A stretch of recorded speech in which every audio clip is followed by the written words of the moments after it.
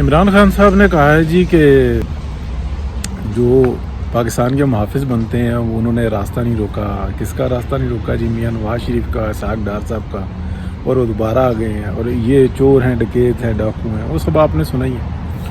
اچھا, اس کے بعد عمران خان صاحب کہتے ہیں وہ کون ہے جو ان کا راستہ روکے گا. اب خوش فہمی چیک کریں ذرا, وہ آپ کا بھائی روکے گا.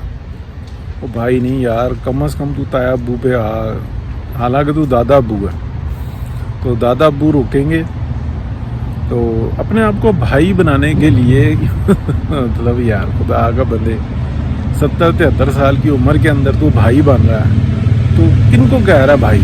مطلب کوئی چلو چھوٹا بھائی اور بڑا بھائی تو 65 سال کی مائی کو, بابے کو, یا کم از کم کوئی بچا ہوا ہے کوئی 80 سال کا, تو اس کو اپنے بھائی کہہ رہا ہے.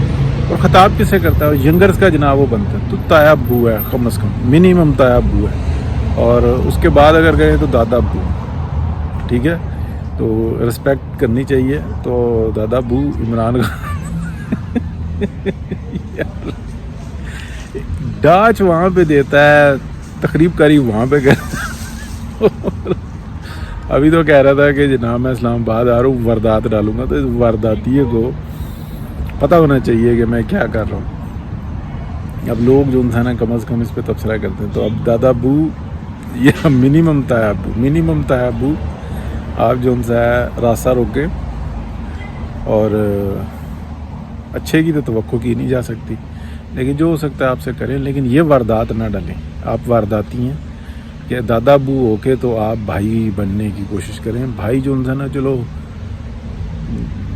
کوئی اگر 30-40 سال تک کا ہو تو وہ تو بھائی بن جائے, لیکن یہ جو آپ منیمم تایا ابو ہیں, منیمم.